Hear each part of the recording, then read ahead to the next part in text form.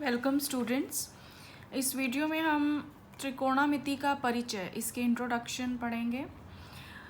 ये आपका chapter number 8 है क्लास 10th NCERT में। तो अब त्रिकोणमिति का परिचय में त्रिकोणमिति क्या होता है? एक त्रिभुज की भुजाओं और कोणों के बीच के संबंधों का अध्ययन।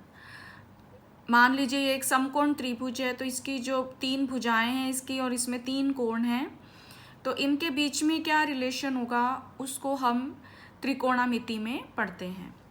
एक समकोण त्रिभुज की भुजाओं के कुछ अनुपातों का उसके न्यून कोणों के सापेक्ष को कोणों के त्रिकोणमितीय अनुपात कहते हैं। तो त्रिकोणमितीय अनुपात क्या होता है? मान लो ये एक समकोण त्रिभुज है और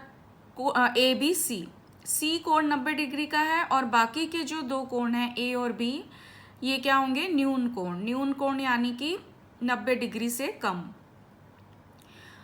तो इस त्रिभुज की भुजाएं, 3 भुजाएं हैं इसकी। ये सबसे लंबी वाली कर्ण है, और जो 90 डिग्री के जो साथ वाली भुजा है वो होगी आधार, और एक होता है लंब। 3 भुजाएं होती हैं किसी भी समकोण त्रिभुज में।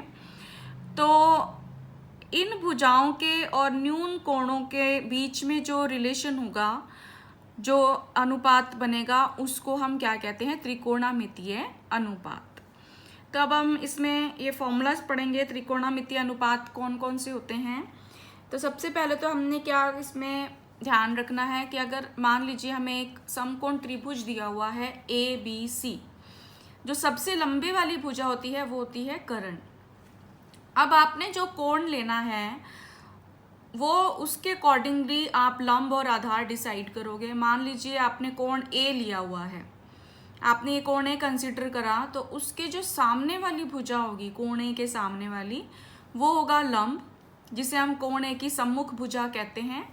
और कोण A के साथ वाली भुजा, जिसे हम संलग्न भुजा कहते हैं, वो होगी आधार। इसी तरह से जैसे दूसरी आकृति में हम कोण C ले रहे हैं, ये वाला कोण, तो इसके जो सामने वाली भुजा है AB, वो इस केस में क्या होगी? लंब, सम्मुख भुजा। और जो इसके साथ वाली भुजा है संलग्न भुजा BC, वो इस केस में क्या बनेगी? आधार। तो इस बात का हमने ध्यान रखना है कि हमारा लंब और आधार क्या होगा। लंब होगा जो कोण आप ले रहे हो उसके सामने वाली भुजा, और आधार उसके साथ वाली भुजा। तो अब इसमें हम त्रिकोणमितीय अनुपात पढ़ेंगे। सबसे पहले होता है साइन ए, एंगल ए का साइन, जिसे हम साइन ए भी बोलते हैं, SINA।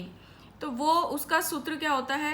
कोण ए की सम्मुख भुजा बटे में कर्ण। ये अनुपात को हम साइन ए बोलते हैं, ए कोण का साइन। तो वो किसके बराबर होगा? इसकी सामने वाली भुजा यानी कि लंब बटे में कर्ण।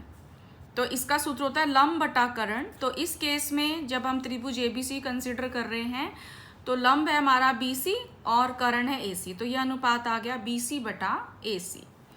दूसरा होता है कोसाइन, एंगल A का कोसाइन, जिसे हम cos A भी बोलते हैं।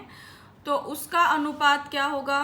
कोण A की संलग्न भुजा, कोण A की संलग्न भुजा यानी कि आधार बटे में कर्ण।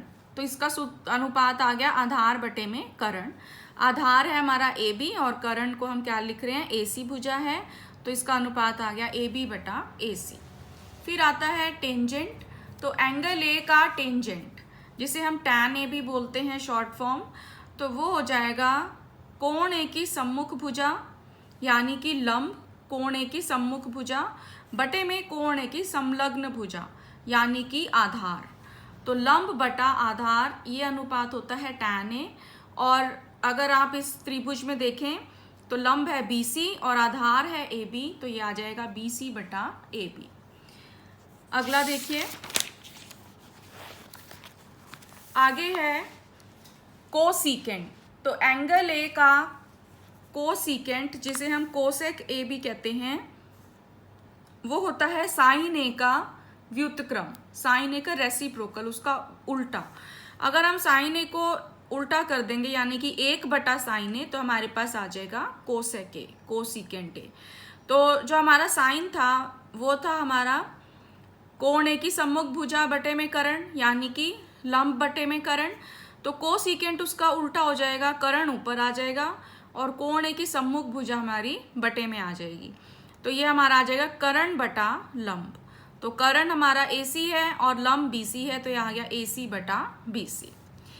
फिर आता है एंगल ए का सीकेंट। सीकेंट ए को शॉर्ट फॉर्म में हम सेक ए भी लिखते हैं, SECA।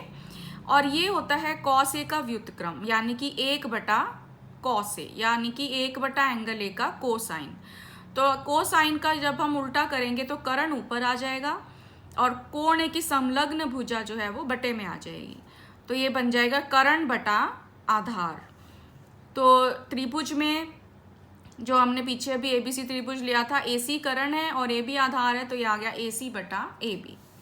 लास्ट अनुपात होता है एंगल ए का कोटेंजेंट, जिसे हम कॉट ए भी लिखते हैं, और ये टैन ए का व्युत्क्रम होता है, यानी कि 1 बटा टैन ए। तो 1 बटा एंगल ए का टेंजेंट। तो टेंजेंट में अब हम अगर टेंजेंट को उल्टा कर देंगे तो कोण ए की संलग्न भुजा बटे में आ जाएगा कोण ए की सम्मुख भुजा, यानी कि आधार बटे में लंब। क्योंकि टेंजेंट ए जब हमने टैन ए पढ़ा था वो था लंब बटे आधार, तो आप उसका व्युत्क्रम करोगे तो आधार बटा लंब आ जाएगा, और भुजा के रूप में अगर आप लिखोगे तो वो बन जाएगा AB बटा AC। तो ये हमारे अनुपात थे सारे। तो अब हम इसका एक एग्जाम्पल देखते हैं, NCERT का उदाहरण 1। यदि टैन ए बटा बराबर 4/3 हो तो कोण ए के अन्य त्रिकोणामितीय अनुपात ज्ञात कीजिए। तो हमने ये एक त्रिभुज बनाया, समकोण त्रिभुज, मान लीजिए ABC, एंगल B इसका समकोण है, और हमें टैन ए का मान दिया हुआ है 4/3। तो अब हमें पता है कि जो टैन ए होता है वो किसके बराबर होता है, लंब बटा आधार। अब आप देखिए हम कोण कौन सा ले रहे हैं, A कोण ले रहे हैं, उसके सामने वाली जो भुजा होगी वो होगी हमारा लंब, तो वो हो गया BC, और आधार होगी उसके साथ वाली भुजा, तो वो हो गई AB। अब ये हमें दिया हुआ है 4/3, ये अनुपात हमें दिया हुआ है। तो यहाँ से BC को हम मान लेते हैं 4 के और AB को हम ले लेते हैं 3 के, जहाँ पर K हमारा एक कांस्टेंट है, K कोई भी नंबर है। तो क्योंकि ये अनुपात में है तो इसको 4 के मान लिया और इसको 3 के मान लिया। तो अब देखिए, अब हमने बाकी के अनुपात निकालने हैं, तो उसके लिए हमें कर्ण पता होना चाहिए। तो पाइथागोरस, पहले हम कर्ण निकालेंगे इसमें, पाइथागोरस प्रमेय द्वारा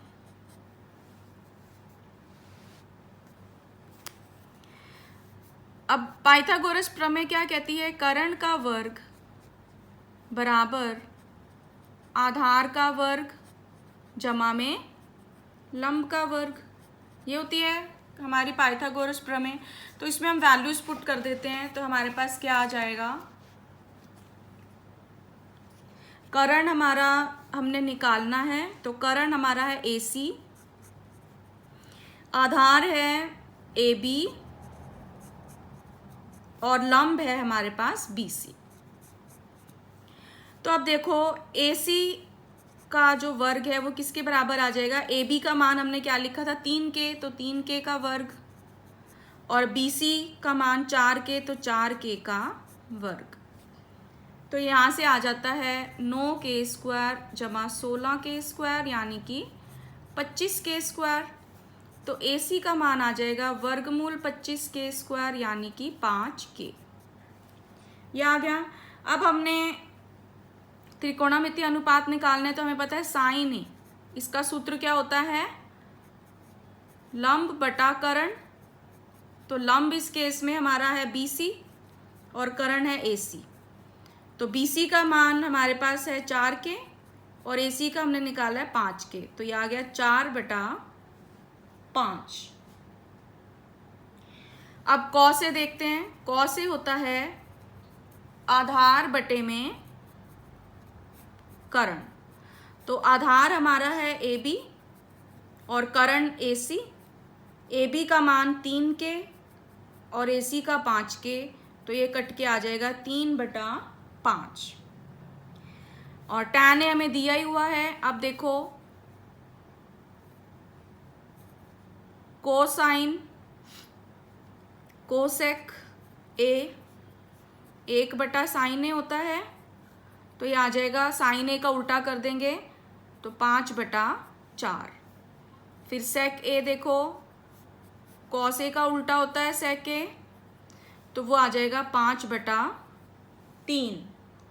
और लास्ट में कॉट ए, तो वो tan ए का उल्टा होता है, तो 1/tan ए, तो वो आ जाएगा 3/4। तो इस प्रकार से हम, यदि हमें एक अनुपात दिया हुआ हो, एक त्रिकोणामिति अनुपात दिया हुआ हो, तो हम बाकी के त्रिकोणामिति अनुपात निकाल सकते हैं। तो इस प्रकार से हम कोई भी क्वेश्चन सॉल्व कर सकते हैं इस तरह का। तो अगर आपको ये वीडियो पसंद आया हो तो मेरे चैनल को सब्सक्राइब करें और इस वीडियो को लाइक और शेयर करें। धन्यवाद।